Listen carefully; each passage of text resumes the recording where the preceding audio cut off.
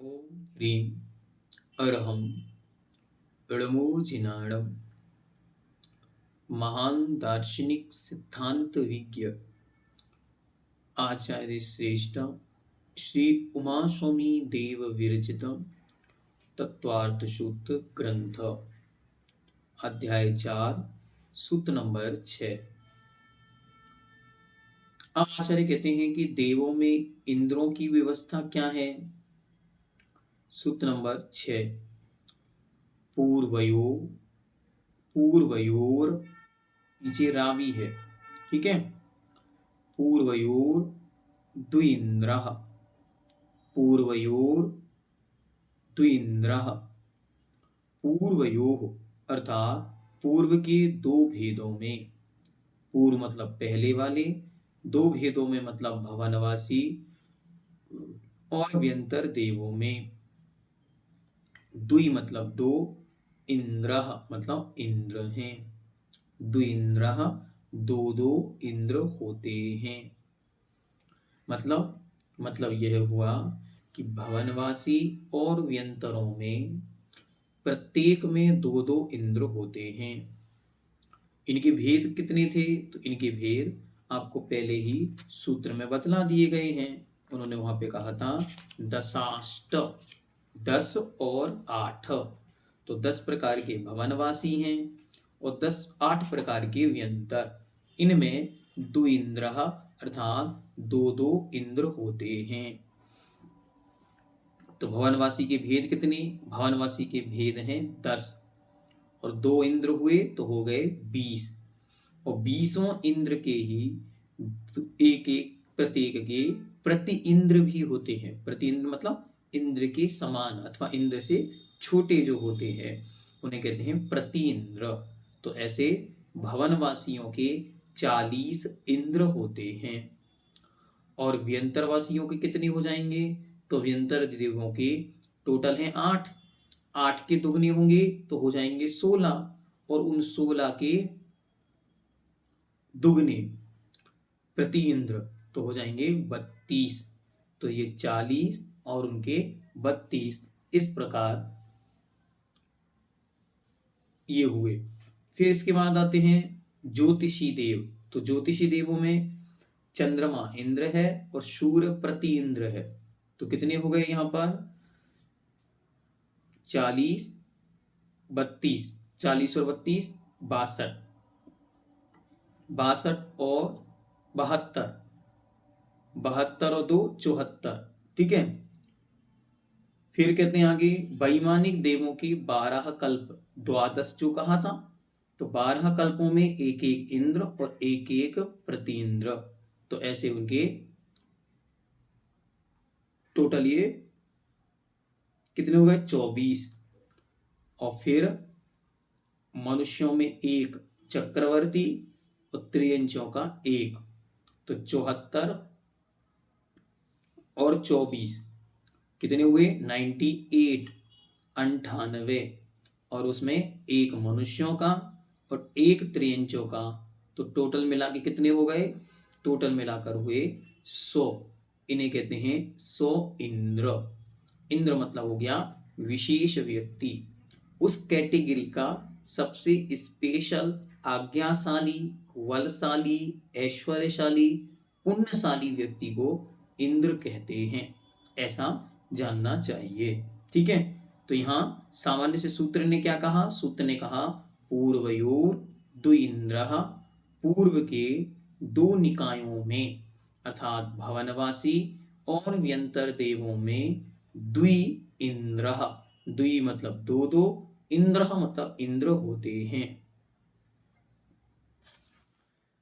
और फिर उसके साथ हमने आपको 100 प्रकार के इंद्र सत इंद्र वंदियानम आदि जो पंक्तियां दी हुई हैं कि 100 इंद्रों के द्वारा वंदनीय होते हैं। तो वे 100 इंद्र कौन से हैं उसे हमने यहाँ पर आपके सामने बता दिया, ठीक है। एक बार फिर से देखें, भवनवासियों के टोटल 40, व्यंतरवासियों के टोटल 32, सूर्य 1, चंद्रमा 1, कल्पवासियों के 24, त्रियंचों में एक सिंह और मनुष्यों में एक चक्रवर्ती। ऐसे टोटल मिलाकर 100 इंद्र होते हैं। अब इसके आगे बताते हैं कि उन इंद्रों में प्रविचार की स्थिति क्या है। प्रविचार मतलब होता है काम सेवन। काम सेवन की व्यवस्था क्यों यहां बतलाई जा रही है? क्योंकि इनसे हमें ये सीखना है कि देखो, संसार में विषय भोगों के सेवन के लिए कोई एक नियत स्थान ही नहीं है या नियत व्यवस्था ही नहीं है, अपितु कोई मन से, कोई शब्दों से, कोई रूप से, कोई चिंतन से, कोई स्पर्श से और कोई पूर्ण रूप से उसमें लग कर काम सेवन को करता है। ऐसा देवों के माध्यम से हमारे लिए बतलाया जा रहा है। तो सूत्र नंबर 7, देवों की काम सेवन की विधि। काय प्रविचारा आएशानात् आईशानात्। काय प्रविचारा आईशानात्। आ मतलब होता है मर्यादा, लिमिट, तक, पर्यंत मतलब यहां तक। कहां तक? ऐशानात् अर्थात ईशान स्वर्ग तक। ईशान स्वर्ग पर्यंत के देव मतलब भवनवासी, व्यंतर, ज्योतिषी और सौधर्म इंद्र स्वर्ग और ऐशान स्वर्ग, यहां तक के देव काय प्रविचारा अपनी अपनी देवियों के साथ, काय प्रविचारा मनुष्यों के समान शरीर से काम सेवन करते हैं। जैसे मनुष्य, सामान्य स्त्री और पुरुष जिस प्रकार काम सेवन करते हैं, उसी प्रकार का काम सेवन देवताओं में भी होता है। लेकिन कहाँ तक होता है? तो भवनवासी, व्यंतर, ज्योतिषी, सौधर्म और ईशान स्वर्ग के देवों में काय से प्रविचार होता है। विशेष क्या जानना? ये सब देव काय प्रविचार से युक्त होते हैं। वेद नौकशाय की उदीर्ण होने पर वे देव मनुष्यों के समान काम सुख का अनुभव करते हैं, परंतु देवों का शरीर सप्त धातुओं से रहित होने के कारण वीरादिक का क्षरण नहीं होता। केवल वेद नो कर्म की उदीर्णा शांत होने पर उन्हें संकल्प सुख का अनुभव होता है, ऐसा जानना। आगे के देवों में क्या स्थिति है? तो कहते हैं शेष स्वर्ग के देवों में काम सेवन की रीति। सूत्र नंबर 8, शेषः स्पर्श रूप शब्द मनः प्रविचारः। शेष अर्थात शेष बचे हुए देवों में, बचे हुए देव और देवियों के स्पर्श, रूप, शब्द, मन और मन से प्रविचारः प्रविचार होता है।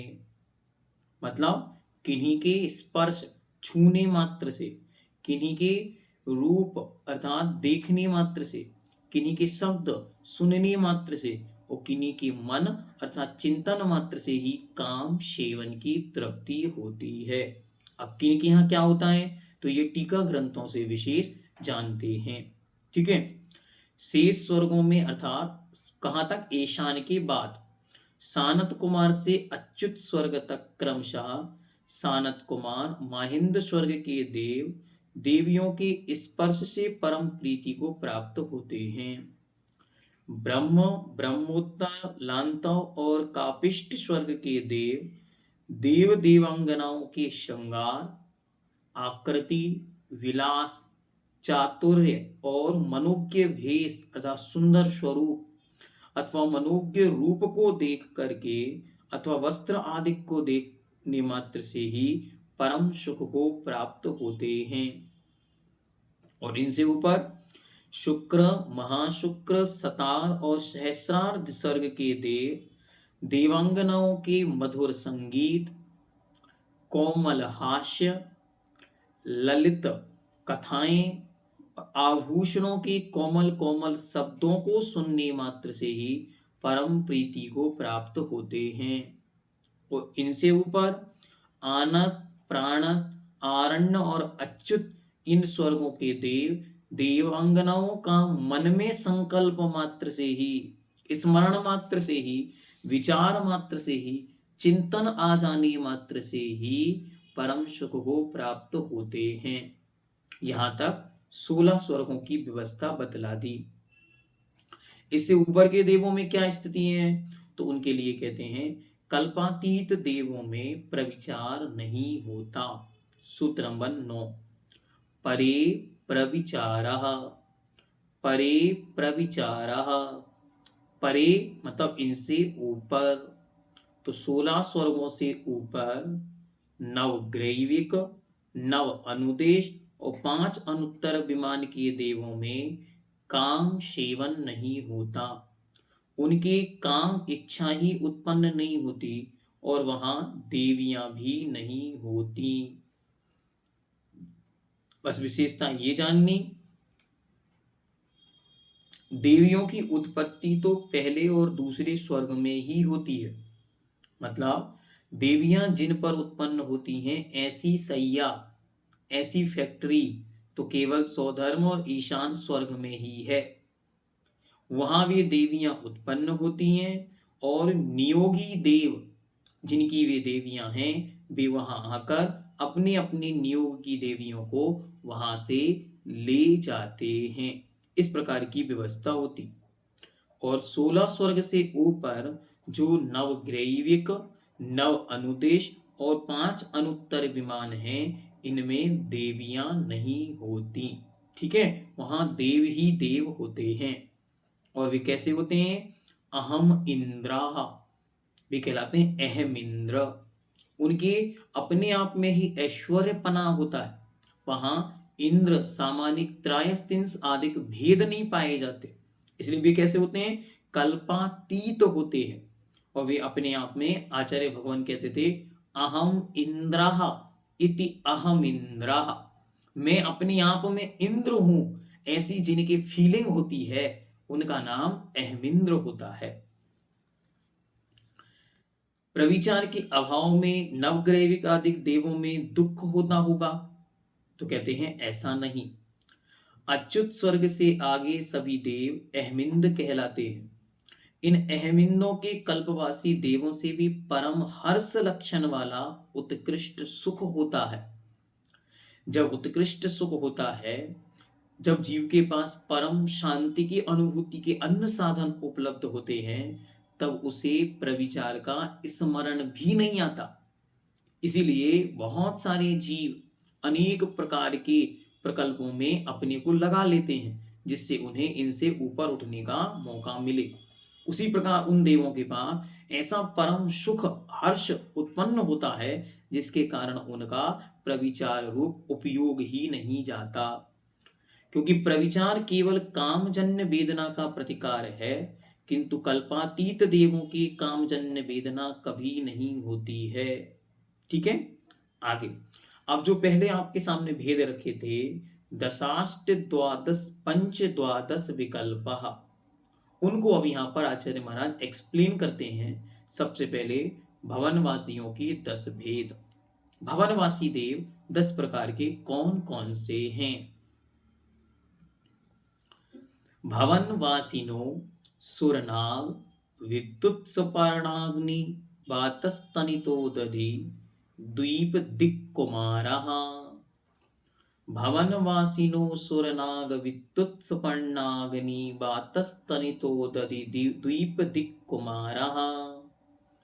भवनवासियों के 10 भेद कौन से हैं? तो सबसे पहले असुर, फिर नाग, फिर विद्युत, फिर स्वपर्ण, फिर अग्नि, फिर बात, फिर स्नत, फिर स्नित, स्तनित, फिर उदधि और फिर द्वीप और अंतिम दिग। इन सब के साथ कुमार शब्द का प्रयोग होता है। अंत में दिया दिक् कुमारः, तो कुमारः, इन सबके साथ कुमार शब्द का प्रयोग होता है, इसलिए ये सब कुमार हैं। असुर कुमार, नाग कुमार, विद्युत कुमार, सुपर्ण कुमार, अग्नि कुमार, बात कुमार, स्तनित कुमार, उदधि कुमार, द्वीप कुमार और दिक् कुमार। अब ये कुमार का क्या मतलब है? कुमार का मतलब होता है 16 साल का बच्चा, इसको बोलते हैं कुमार। तो यद्यपि इन सब देवों का वय और स्वभाव अवस्थित है, तो भी इनकी वेशभूषा, वस्त्र, यान, वाहन, कीड़ा आदि सब कुमारों के समान है। उम्र तो बढ़ती है लेकिन व्यवस्थाएं नहीं बढ़ती, इसलिए ये लोग कुमार के समान ही रहते हैं। इसलिए सब भवनवासी देवों में कुमार शब्द एक ऋण है, ऐसा जानना चाहिए। ठीक है, तो ये क्रमशः 10 प्रकार के देव भवनवासियों के बतलाए। जब आप लोग शांतिनाथ विधान करते हैं तो उस समय इनको बोलते हैं। ठीक है, 32 प्रकार के इंद्रों से जब पूजन कराई जाती है तब वहां पर असुर कुमार के सुर परिवार सहित नित्य जिनालय आवे और शांति प्रभु की आधिकारिक पंक्तियां वहां बोली जाती हैं। तो वे सब इसी प्रकार से हैं, ऐसा जानना चाहिए। अब पहला है असुर कुमार, जो परस्पर में लड़ते लड़ाते भिड़ते रहते हैं और जो स्वयं तीसरे नरक तक जाकर नारकियों को दुख पहुंचाते हैं। ऐसे अति संकलेश परिणाम वाले होने से ये सुर तो नहीं है, स्वर मतलब होता है देव, तो इसलिए इनको दे दिया नाम असुर। ये कैसे हैं? ये संकलेश परिणाम वाले हैं, इसलिए इनको असुर कहते हैं। और इनका चिन्ह होता है चूड़ामणि। दूसरे नंबर पर है नाग कुमार, पर्वत और चंदनादिक वृक्षों पर रहने वाले देव नाग कुमार हैं और इनका चिन्ह भी सर्प है। इनके मुकुट होते हैं और उन मुकुटों पर चिन्ह बना होता है इनकी प्रजाति का। ये उस रूप नहीं है कि नाग कुमार है तो नाग के जैसे हो, नहीं, ये होते सामान्य देव ही हैं, बस नाग कुमार जाति के देव हैं। हाँ, वरना आप सोचो कि जैसे वो टेलीविजन के शोज में दिखाए जाते ना, नाग कुमार और नाग कुमारों के लोक होते हैं, नाग लोक होता है, तो ऐसा कुछ भी नहीं है। ये नाग कुमार जाति के देव हैं, सामान्य मनुष्यों की तरह, सामान्य देवों की तरह ही होते हैं, बस इनके मुकुटों में नाग का चिन्ह होता है और इनका निवास स्थान मुख्यतया पर्वत और चंदनादिक के वृक्षों पर होता है। विद्युत कुमार, जो विद्युत अर्थात बिजली के सदृश चमकते हैं, वे विद्युत कुमार हैं। इनका चिन्ह वर्धमानक मतलब घड़ा होता है। फिर सुपर्ण कुमार, पर्ण मतलब होता है पत्ता अथवा पंख, तो जिनके पंख सुशोभित होते हैं वे सुपर्ण कुमार हैं। इनका चिन्ह गरुड़ है। देवों के पंख नहीं होते, यह मात्र व्युत्पत्ति अर्थ है, वे अपनी विक्रिया से सुंदर पंख बनाते हैं। देखो देखो देखो आई सोन परी आई, तो जैसे सोन परी के 2 सोने के पंख होते थे ना दोनों साइड, ऐसे इन देवों के भी चिन्ह के रूप में विक्रिया से वे पंख जैसे दिखाई देते हैं।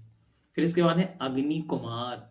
अग्नि कुमार कैसे हैं? जो पाताल लोक को छोड़कर कीड़ा करने ऊपर आते हैं, वे अग्नि कुमार हैं और इनका चिन्ह कलश है। ये अग्नि कुमार जब भगवान को निर्वाण की उपलब्धि हो जाती है तो उनका जो अंतिम देह, चरम देह शेष रहता है, उसके संस्कार के समय भी इन अग्नि कुमार देवों को वहां पर आमंत्रित किया जाता है। फिर इसके बाद बात कुमार, बात मतलब होती है हवा, तो जो तीर्थंकरों के विहार मार्ग की शुद्धि करते हैं वे बात कुमार होते हैं। इनका चिन्ह होता है घोड़ा। फिर स्तनित कुमार, जो शब्द को उत्पन्न करते हैं तथा जिनके द्वारा शब्द उत्पन्न होता है, इनका चिन्ह है वज्र। फिर उदधि कुमार, जो समुद्रों में कीड़ा करते हैं, समुद्र को धारण करते हैं, इनका नाम है उदधि कुमार। इनका चिन्ह है मकर मतलब मगरमच्छ। फिर इसके बाद द्वीप कुमार, जो द्वीपों में कीड़ा करते हैं, उनका नाम है द्वीप कुमार। इनका चिन्ह है हाथी। इसके बाद है दिक् कुमार, जो दिशाओं में कीड़ा करते हैं, इनका चिन्ह शेर है। ये सारे चिन्ह देवों के मुकुटों में होते हैं और चिन्हों से ही उन देवों की पहचान होती है। ये इनकी विशेषता है जो आपको क्रमशः बतला दी गई। ठीक है, इस प्रकार ये भवनवासी 10 प्रकार के होते हैं।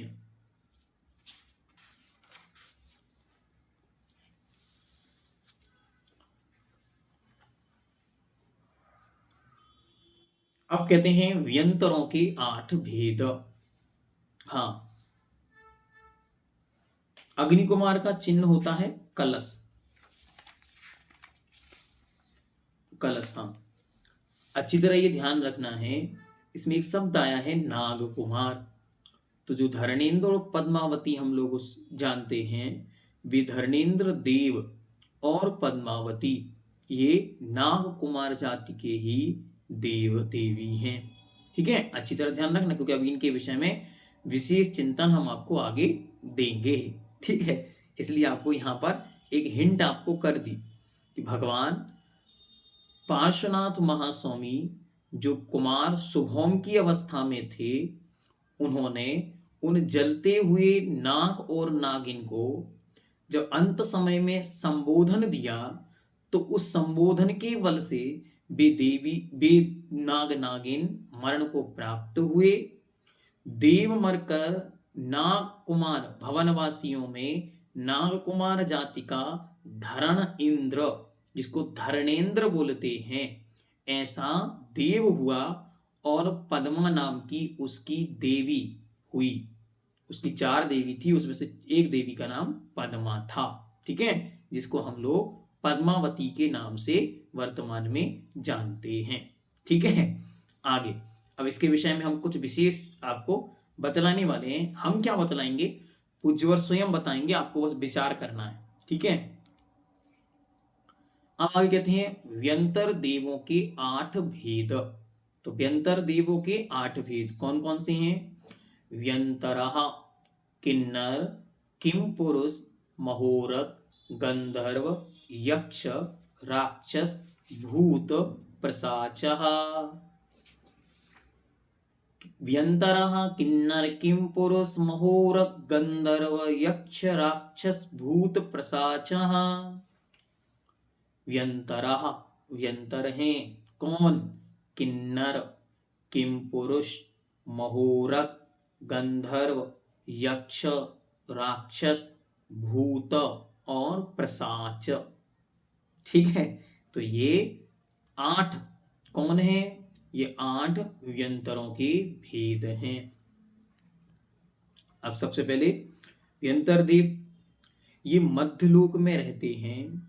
तीर्थंकरों के जन्म के समय सूचना देने के लिए इन देवों के भवन में स्वयमेव भेरियों की ध्वनि होती है। इनका सर्वत्र आवागमन होता है, ये कहीं भी आ जा सकते हैं। द्वीपों और समुद्रों की अभ्यंतर स्थिति का इन्हें ज्ञान होता है। कहाँ अंदर अंदर कौन है, क्या स्थान है, कैसी व्यवस्थाएं, ये सब कुछ जानते हैं, क्योंकि इनका काम ही है घूमना और फिरना।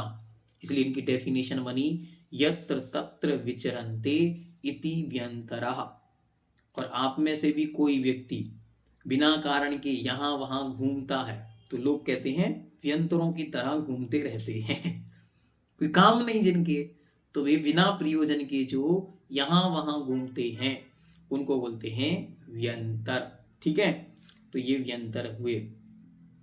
अब ये व्यंतर देव जो हैं 8 प्रकार के हैं।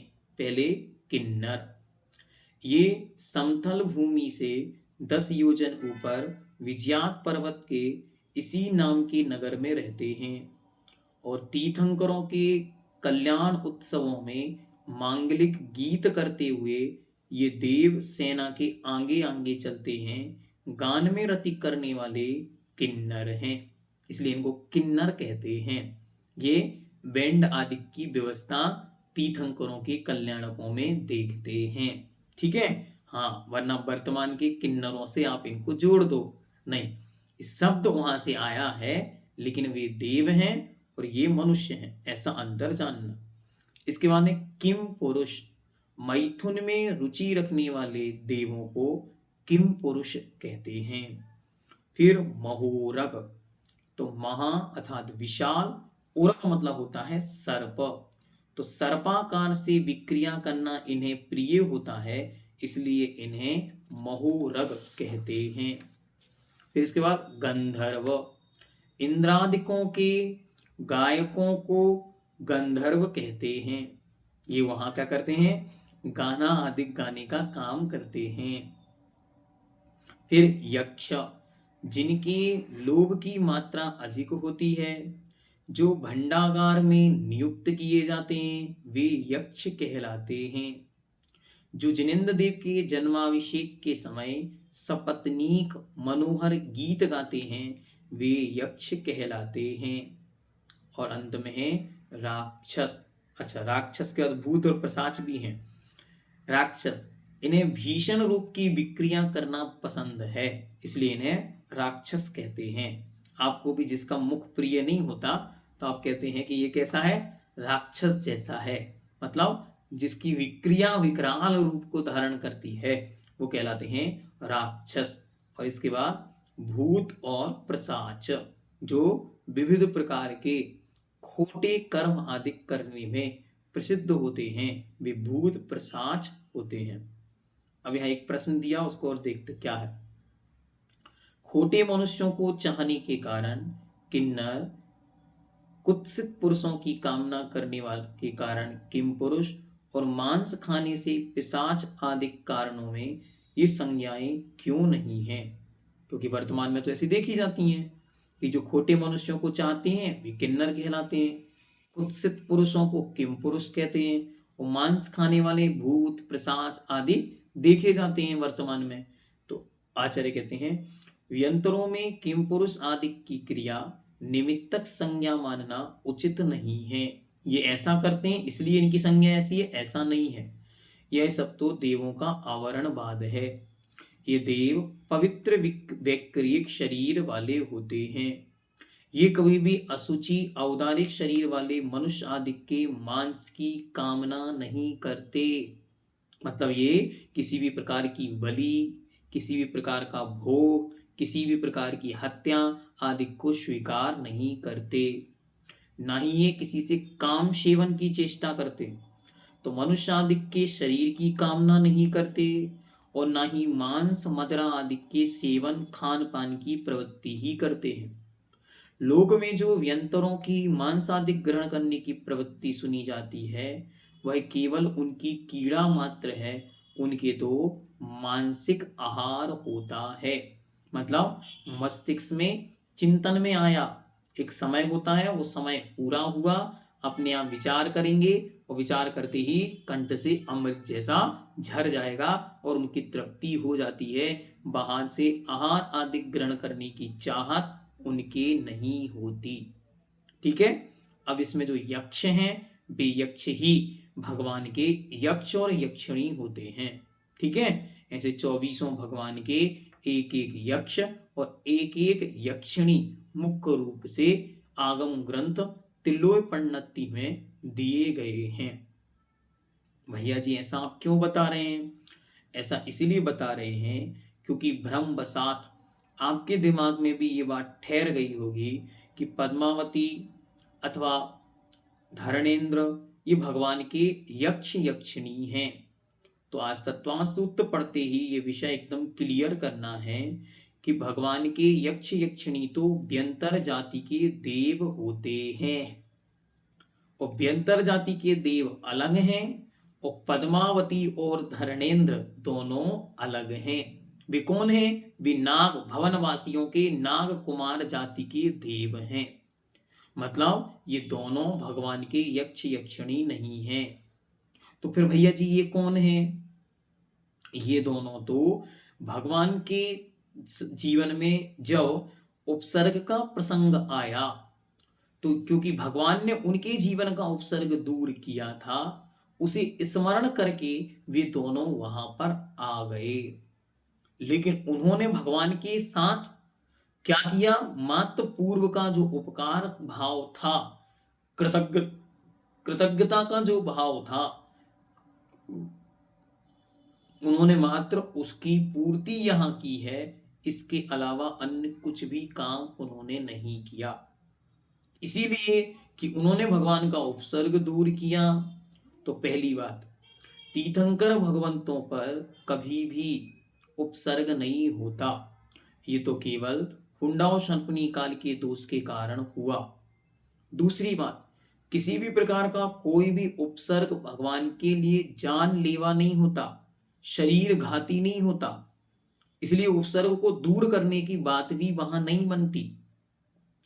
मात्र क्या हुआ कि जब तीर्थंकर परमात्मा मुनि अवस्था में पार्श्वनाथ महास्वामी ध्यान में बैठे थे, तो जो उनका ही पूर्व भाव का भ्राता कमट था, जो उसी पर्याय में महिपाल नाम का उनका नाना था, वह मरकर देव हुआ और उस व्यंतर जाति के देव ने वहां पर भगवान के ऊपर पत्थर, ओले सोले, अग्नि आदि की वृष्टि प्रारंभ कर दी। लेकिन भगवान अपने ध्यान में अचल रहे और 7 दिन तक उपसर्ग होता रहा। अच्छी तरह बुद्धि खोल के सुनना, 7 दिन तक न सौधर में इंद्र आया, न कुबेर आया, न 16 स्वर्गों के कोई देव आए, ना ही, हाँ अच्छी तरह, ना ही लोकांतिक देव आए और ना ही कोई अन्य देवी देवता ही आए। क्यों? जब तक आपके तीव्र और निरति निकाचित कोई कर्म बाकी है, तब तक कोई भी आपकी सहायता करने नहीं आएंगे, चाहे वे किसी भी जाति के देवी देवता क्यों ना हो। इसीलिए कभी भी हमें जीवन में ये भावना भी मन में नहीं रखनी चाहिए कि हमारे संकट कोई देवी देवता दूर कर दें, अथवा कर सकते हैं। कर ही नहीं सकते और करेंगे ही नहीं। वे कब कर सकते हैं? जब उनमें कोई उपकार की भावना हो अथवा साप अनुग्रह के प्रति उनका आपके प्रति कोई उपयोग जाए, तब ये काम भी कर सकते हैं, करने की उनके पास शक्ति है। लेकिन होगा आपका नहीं। आपका अच्छा बुरा कब होगा? जब आपके पुण्य पाप का उदय होगा। इसलिए जीवन पर्यंत के लिए कभी भी किसी भी देवी देवता की पूजन उपासना पद्धति इसलिए नहीं करना आप कि वे हमें कुछ देते हैं अथवा वे कुछ दें अथवा वे कुछ दे देंगे। नहीं, वे कुछ नहीं दे सकते। देगा तो केवल आपको आपका अपना स्वयं का पुण्य और पाप। वे कुछ भी नहीं कर सकते। और पार्श्वनाथ भगवान के प्रसंग में अच्छी तरह जीवन पर्यंत याद रखो, 7 दिन तक भगवान पर उपसर्ग हुआ, 6 दिन तक कहां थे सारे देवी देवता?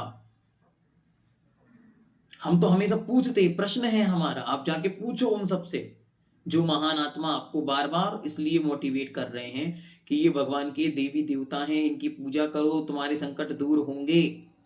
हम कहते जो भगवान के संकट दूर करने के लिए 7 दिन तक नहीं आए, वो हमारे यहाँ कब आएंगे पता नहीं। क्या? जो 7 दिन तक भगवान पर निरंतर उपसर्ग चलता रहा, कोई नहीं आया। आया कौन? जिस पर भगवान ने पहले उपकार किया था। वे उपकार का स्मरण आने पर, वो भी कब स्मरण आएगा? जब आपके कर्म ढीले पड़ जाएंगे, तब देवों को आभास होगा। अवधियानी है, जन्म के 6 महीने पहले, गर्भ के 6 महीने पहले से, जन्म से 15 महीना पहले से जो भगवान की सेवा में थे, जो तब तक भगवान पूरे जीवन पर्यंत गृहस्थी में रहे, तब तक प्रतिदिन जो भगवान को भोजन लाकर, कपड़े लाकर प्रदान करते थे, वे लोग तक एक भी देवी देवता नहीं आया। इसका मतलब यह है, दुनिया में कोई देवी देवता किसी को कुछ भी नहीं देता। इसलिए संकल्प पूर्वक हम इन सूत्रों का अध्ययन करके देवी देवताओं की पूजन का संकल्प पूर्वक त्याग करते हैं। जो हमें मिल रहा है, मिला है, मिलेगा, वो हमारे स्वयं के पुण्य पाप के फल से मिलेगा। हाँ, किसी भी देवी देवता के प्रति हमारा कोई द्वेष भाव नहीं है, किसी भी देवी देवता के प्रति अपमान का, निंदाजनक कोई भी प्रकार की घृणा का भाव हमारे मन में नहीं है। बिल्कुल निश्चल मन से उनका त्याग करना है। आप भी जिनेंद्र भगवान की भक्ति करो, हम भी जिनेंद्र भगवान की भक्ति करते हैं। हम भी अपनी आत्मा का कल्याण कर इस आत्मा को भगवान बनाते हैं। आप भी अपनी आत्मा का कल्याण करो, मनुष्य बन के आप भी अपना कल्याण करके भगवान बनो, ऐसा उनको उपदेश दो। और अच्छी तरह देवी देवताओं का जीवन पर्यंत के लिए त्याग करना है। जीवन पर्यंत हमारे न वे आराध्य हैं, न हमारे लिए वे शरण हैं। बहुत अच्छी तरह जो भी आपसे कहें कि वे शरणभूत हैं, तो अच्छी तरह उनको कार्तिकेय अनुपेक्षा ग्रंथ दिखाओ। उन्होंने वहां पे लिखा, मणि मंत्र तंत्र बहु होई, मरते न बचावे कोई। शब्द दिया, यक्ष यक्षिणी राक्षसनी भूतनी प्रसाचनी, कोई भी कभी भी किसी की भी शरण नहीं होते। कोई भी कभी भी किसी की भी शरण नहीं होते। पहले तो हम सोचते थे ये मंत्र तंत्र बहु होई, ये तो पंडित जी साहब मंगत राय जी की पंक्ति है। बाद में हमको पता चला ये तो बारसानुपेक्षा ग्रंथ में भगवान कुंद कुंद देव की पंक्ति है। इसलिए बहुत अच्छी तरह आज निर्णय करके, और मैं तो कहता हूं, बार बार कहता हूं, कायोत्सर्ग पूर्वक देवी देवताओं की उपासना का त्याग करना है। अपमान किसी का करना नहीं, कटु वचन किसी के प्रति कहने नहीं, बुरा किसी का सोचना नहीं, उनके प्रति घृणा का भाव रखना नहीं, कायोत्सर्ग पूर्वक उनका त्याग करें। अच्छी तरह इन सूत्रों को पढ़ने का ये फल है। इसलिए तत्व सूत्र आपने पढ़ा है, तो आज से ही ये संकल्प सभी लोग करेंगे कि हम इस जीवन पर्यंत, अथवा अब जितना समय संसार में शेष है, उस संसार काल में कभी भी किसी भी वस्त्रधारी की, शस्त्रधारी की, अस्त्रधारी की पूजन नहीं करेंगे, भक्ति नहीं करेंगे, उपासना नहीं करेंगे। ठीक है, सभी लोग संकल्प करके अच्छी तरह 9 बार नमोकार मंत्र पढ़ेंगे, और किन्हीं गुरु महाराज के चरणों में जब जाने का लाभ मिले तो एक श्रीफल पूर्वक उनके चरणों में श्रीफल चढ़ा के और ये संकल्प उनके सामने करेंगे। अपने गांव के, नगर के जो मूल नायक भगवान हैं, उनके सामने एक श्रीफल लेकर जाएं और वहां प्रार्थना करें कि हे प्रभु, यदि मैंने इस पर्याय में अथवा इस पर्याय से पहले किसी पर्याय में किन्हीं देवी, किन्हीं देवता, क्षेत्रपाल, यक्षपाल, नागेंद्र अथवा कोई भी प्रकार के देवी देवताओं की आराधना उपासना की हो, अथवा हमारे घर में जो मान्यता के रूप में कुल देवता, भैरव, भूमिया, जिंद आदि आदि देवी देवता भी रहे हों, और उनकी मैंने किन्हीं निमित्तों से कभी उपासना पूजन आदि की हो, मैंने किन्हीं मान्यताओं से, किन्हीं प्रार्थनाओं से, किन्हीं कामनाओं से कोई उपासना पद्धति आदि की हो, और वे मुझसे कोई अपेक्षा रखते हो, तो मैं आज उन सब से क्षमा याचना कर और उन सब से भी ये प्रार्थना करता हूं कि मेरे आज से वीतराग देवी ही शरण है, वीतराग देवी ही भगवान है। आप सब भी इनकी भक्ति, इनकी पूजन, इनकी आराधना करो। मैं आज से आप सबका त्याग करता हूं, ऐसा बोल के अच्छी तरह श्रीफल वहां समर्पित करके और 9 बार नमोकार मंत्र पढ़ना, और मन में कहना कि हे भगवान, हमारी शक्ति तो थोड़ी सी है, लेकिन आपकी शक्ति अचिंत है। अगर कुछ गड़बड़ होगा तो लोग हंसेंगे। किस पर? आप पर। लोग कहेंगे कि आपके रहते रहते इसकी नैया कैसे डूब गई। इसलिए हमारी ये नैया अब पार लग जाए, ऐसी आपके चरणों में प्रार्थना है। अब कुछ गड़बड़ नहीं होना चाहिए, क्योंकि हमने अब आपको अपना सब कुछ मान लिया है। अब जो होना हो सो हो जाए, ऐसा कह के भगवान के सामने 9 बार नमोकार मंत्र पढ़ के जीवन पर्यंत के लिए आपको मिथ्यात्व का त्याग करना है। सबसे बड़ा मिथ्यात्व गृहीत मिथ्यात्व। अगृहीत का तो कोई हिसाब ही नहीं है, कब से चल रहा है, कहां तक चलेगा, कितना है। लेकिन गृहीत तो बाहर में दिखता हुआ छोड़ नहीं पाए हम, तो क्या छोड़ोगे? फिर तो अंदर की तो बात ही मत करो। इसलिए बाहर का आज सब ने संकल्प पूर्वक, जिन जिन को भी ये वीडियो जहां उपलब्ध हो, वे वहीं संकल्प पूर्वक त्याग करके और अपनी इस पर्याय की शुद्धि करें। क्योंकि अनंत भव हो गए, अनंत भवों से हम यहां घूम रहे हैं, एक मुख्य कारण है मिथ्यात्व।